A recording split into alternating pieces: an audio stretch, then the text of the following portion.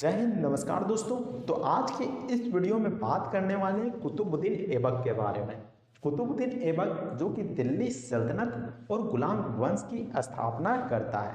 लेकिन क्या आप जानते हैं कि आखिर इसको दिल्ली का शासक क्यों बनाया गया था और कैसे यह दिल्ली का शासक बन गया? तो आपको बता दो कि जो कुतुबुद्दीन ऐबक रहता है यह मोहम्मद घोरी का गुलाम रहता है।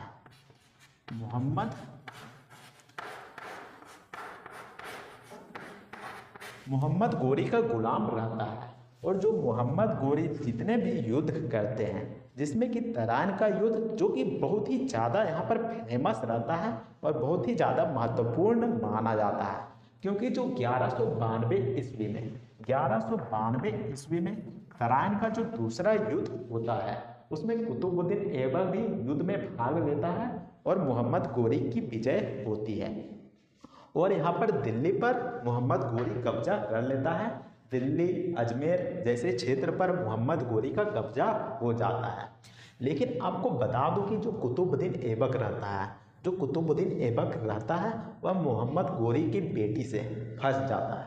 यहाँ पर मोहम्मद घोरी की बेटी से प्रेम करने लगता है। तो ऐसे में तो यहाँ पर मोहम्मद घोरी सोचता है, जो यहाँ पर कुतुबुद्दीन ऐबक रहता है वह तो दास रहता है, यानी कि मोहम्मद घोरी का गुलाम रहता है।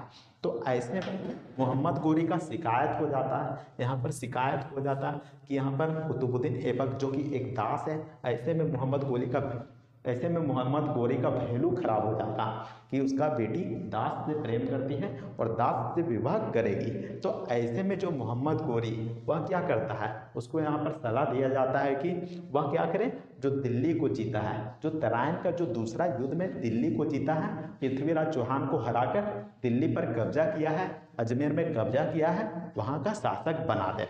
तो कुतुबुद्दीन ऐबक को वहाँ का शासक बना दिया जाता है। और जब मोहम्मद घोरी की मृत्यु होती है 1206 ईस्वी में जब मोहम्मद घोरी की मृत्यु होती है, तब जाके कुतुबुद्दीन ऐबक दिल्ली सल्तनत और गुलाम वंश की स्थापना कर देता है और वहीं से शुरुआत होती है गुलाम वंश की स्थापना की शुरुआत। और गुलाम वंश के नए नए शासक उभर कर आते हैं, वहीं से शुरुआत होता है। तो अब बात कर लेते हैं कि आखिर कुतुबुद्दीन ऐबक कौन कौन से कार्य को करते हैं और उनकी जो प्रसिद्धि होती है किस तरीके से विख्यात होती है। तो जैसा कि मैंने बताया कि 1206 ईस्वी में गुलाम वंश की स्थापना होती है, जिसको कि हम मामलुक वंश के भी नाम से जानते हैं, तो गुलाम वंश या फिर मामलुक वंश पूछा जाए तो यहाँ पर दोनों ही एक ही चीज़ है, गुलाम वंश के है या फिर मामलुक वंश के है, दोनों ही एक ही चीज़ है, जिसकी स्थापना 1206 ईस्वी में हुआ था और दिल्ली सल्तनत की भी स्थापना 1206 ईस्वी में हुआ था। अब बात कर लेते हैं जो कुतुबुद्दीन ऐबक उस समय दिल्ली का तो शासक बन गया, लेकिन जो राजधानी किसको बनाया था, तो राजधानी किसको बनाया था, तो लाहौर को राजधानी बनाया था। और लाहौर को राजधानी बनाकर वो दिल्ली से शासन कर रहा था। तो आपको ध्यान में रखना है। अब बात कर लेते हैं कि जो कुतुबुद्दीन ऐबक था उन्होंने बहुत सारे चीज़ का निर्माण भी किया था, जिसमें कि पहला मस्जिद का नाम क्या था, तो वह था कुव्वत उल इस्लाम मस्जिद, जो कहाँ पर स्थित है, तो यह दिल्ली में स्थित है, दिल्ली में बनाया गया था और यह भारत की पहली मस्जिद थी। तो आपको ध्यान में रखना है कि जो कुतुबुद्दीन ऐबक के द्वारा बनवाया गया मस्जिद, जो कि पहली मस्जिद थी, भारत की पहली मस्जिद थी और उसका नाम था कुव्वत उल इस्लाम मस्जिद। उसके बाद फिर इसने 2.5 दिन का झोपड़ा बनाया, 2.5 दिन का झोपड़ा।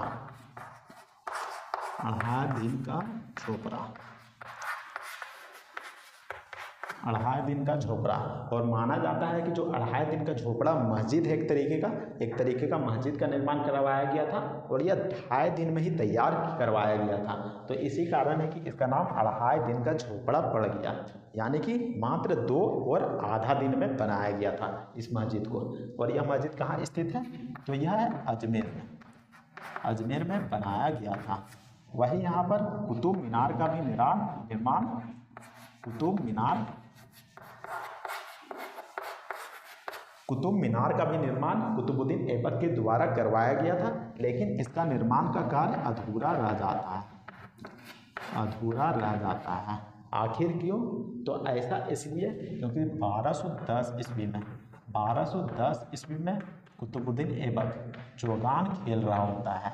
एक तरीके का खेल होता है जिसमें कि जो कुतुबुद्दीन ऐबक घोड़े में चढ़ जाता है और वहाँ पर कुतुबुद्दीन ऐबक को एक डंडा दे दिया जाता है और उस डंडे से बॉल को मारना रहता है, तो उसी को चौगान कहा जाता है या फिर पोलो भी कह सकते हैं। तो उस खेल को खेल रहा होता है, लेकिन अचानक से कुतुबुद्दीन ऐबक घोड़े से गिर जाता है, जिसके कारण कुतुबुद्दीन ऐबक की मृत्यु हो जाती है और वहीं पर मर जाता है। तो 1210 ईस्वी में कुतुबुद्दीन ऐबक का मृत्यु हो जाता है और तभी ही कुतुब मीनार का निर्माण का कार्य चल रहा होता है। लेकिन जब कुतुबुद्दीन ऐबक की मृत्यु हो जाता है तो कुतुब मीनार रहता है उसका निर्माण का कार्य रुक जाता है।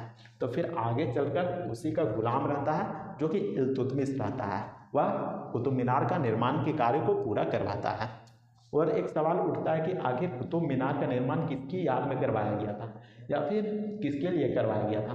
तो आप सोच रहे होंगे कुतुब मीनार का निर्माण कुतुबुद्दीन ऐबक अपने नाम पर करवा रहा होगा, लेकिन यह गलत सोच रहे हैं। बल्कि उनके गुरु थे, उनका नाम है सूफी संत ख्वाजा कुतुबुद्दीन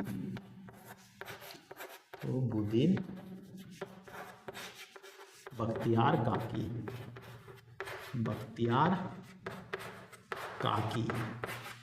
तो यहाँ पर थोड़ा सा नाम बड़ा हो सकता है, लेकिन इसी की याद पर, अपने गुरु के याद पर जो कुतुबुद्दीन ऐबक रहते हैं, सूफी संत ख्वाजा कुतुबुद्दीन बख्तियार काकी की याद पर जो कुतुब मीनार का निर्माण करवाते हैं, उन्हीं की याद पर करवाया जाता है। तो आपको ध्यान में रखना है। इसके अलावा जो कुतुबुद्दीन ऐबक रहता है वह लाखों का दाता था, यानी कि उसे लाख बख्श कहा जाता